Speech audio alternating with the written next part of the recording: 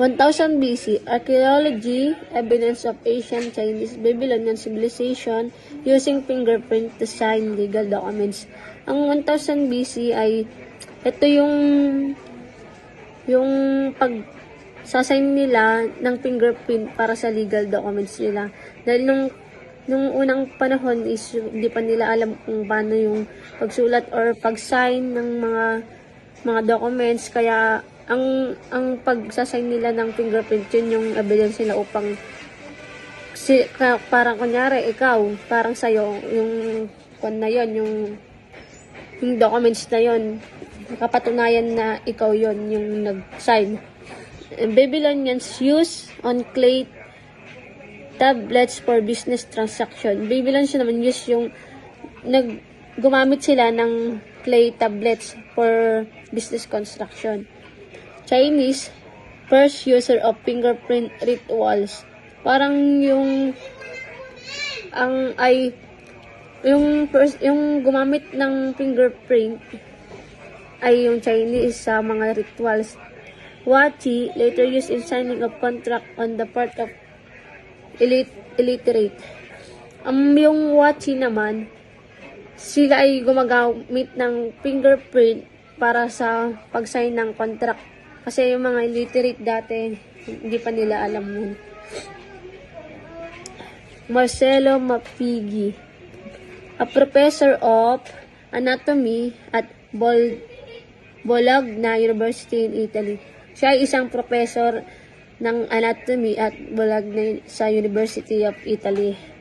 Dermis and epidermis. Mapigi layer, stratum, mapig, approximately 1.8 thick. 1.8 thick lang yung approximately ng yun. Siya ay isang grandfather of Dactyloscopy. Isa siyang grandfather ng si Marcello Mapigi. J.C. Mayer gave a detailed description of anatomical formation of fingerprint. Skin ridges is never duplicate in two persons. Nevertheless, the similarities are closer among the some individuals. Principle of individuality. Ang skin ridges never duplicate into two persons. Walang sinuman ang taong magkakatulad ng kanilang mga fingerprint. John Evangelist Forkinje, father of dactyloscopy.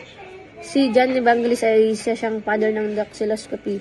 Siya din yung isa sa professor ng anatomy sa University of Breslau. Thesis 9 of fingerprint pattern. Siya rin yung nagbigay ng 9 na fingerprint pattern sa fingerprint. Siya si John Evangelist Forkinje. Hermann Welker printed his own palm and printed the same after 41 years. Principle of immutability.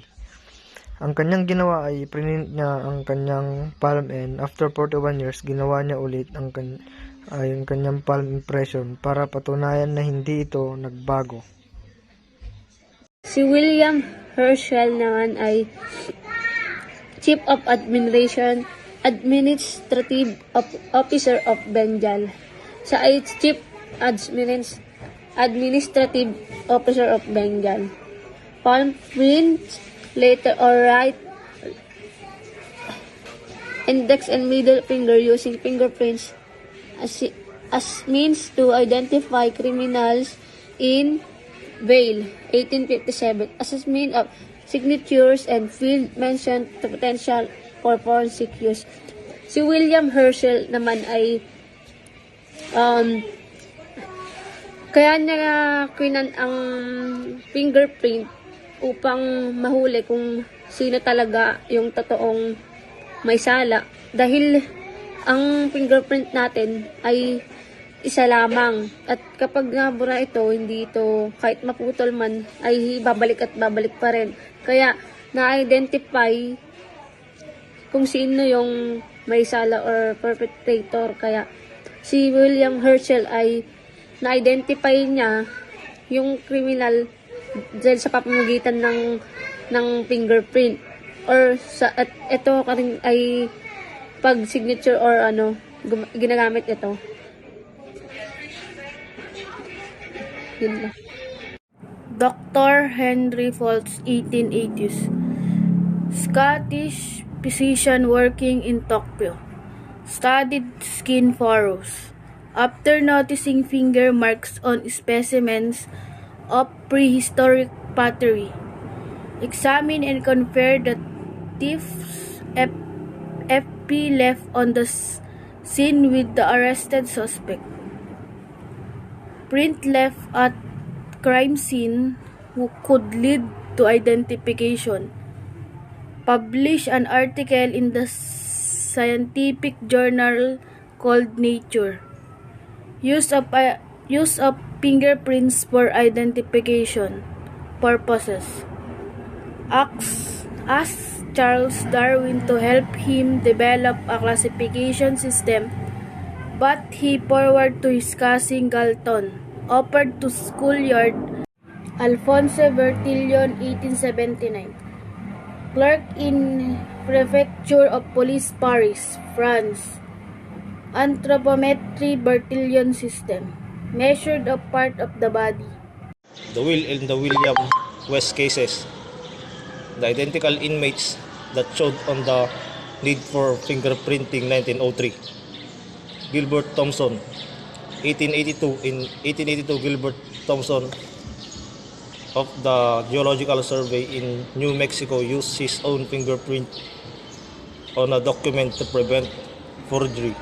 This is the first known use of fingerprint in the United States. Mark Twain, 1883. Life of Mississippi murdered was identified using FP identification. Juan Vuletic, 1891. An Argentine police official began the first FP files based on the Galton pattern types, including Bertillon system. Ignophallometria or Galtonian method was the later changed for dactyloscopy. Made the first criminal FP identification 1892. Francisco Luis believed to be the first criminal found guilty through FBI identification as an evidence Inspector Eduardo Alvarez, who was murdered her two sons and out her own throat in an attempt to blame a neighboring ranch worker. Francis Galton, 1892. He was the British anthropologist. He was the first scientist of friction skin identification. He established the first Civil Bureau of Personal Identification in London, England, and he was discovered the arches, loops, and whorls. And he said here that there is no two prints are identical.